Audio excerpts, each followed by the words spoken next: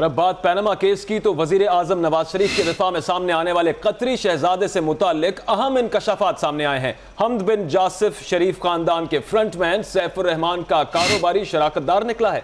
रेडको international नामी construction company कतरी शहजादे के साहबजादे की मिल्कियत है। इसी पर बात करेंगे अवैस कियानी से। अवैस, बताइएगा क्या इंकशाफात हुए?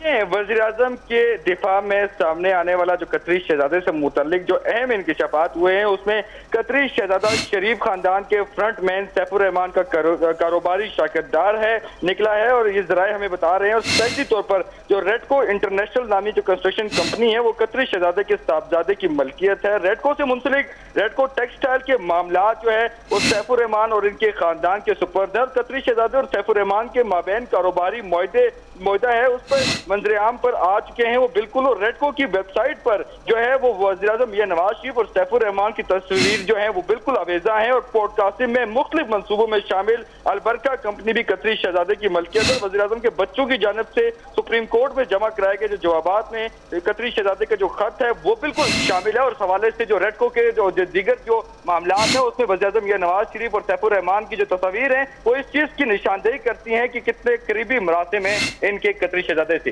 जी अच्छा, वैसे बताइएगा कि कब से ये शराकतदारी है इनकी, इस हवाले से कुछ तफसीलात मालूम हुई आपको?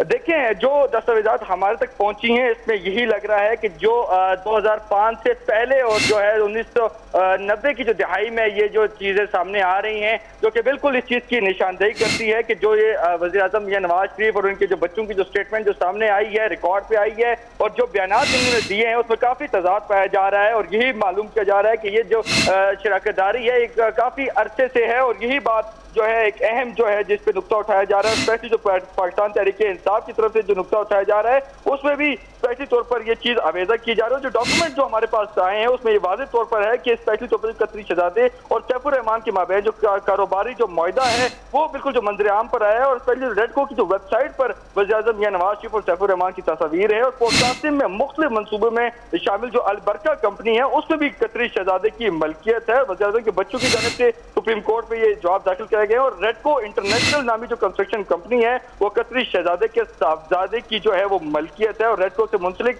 रेडको के जो टेक्सटाइल के जो मामलात हैं उसमें भी जो है सैफुर रहमान और उनके खानदान जो है उनके सुपर्द किया गया। और कतरी शहजादे और जो वज़ीर आज़म मियां नवाज शरीफ और जो सैफुर रहमान का जो एक जो नेक्सन जो नजर आ रहा है ये इस चीज की निशानदेही करती है कि कितने पुराने मामलात है। और जो इसको रेडको की जो कंपनी है उस हवाले से जो अहम शवाहिद जो है और दस्तावेजात है ये बिल्कुल हमारी स्क्रीन पर भी इसको अवेजा है। और हमारे पास 24 न्यूज के पास ये दस्तावेजात पहुंची हैं। जी अच्छा अवैस, जैसा कि आपने बताया रेडको कंपनी कतरी शहजादे के साहबजादे की है, लेकिन उसके मामलात को सैफुर रहमान देख रहे हैं।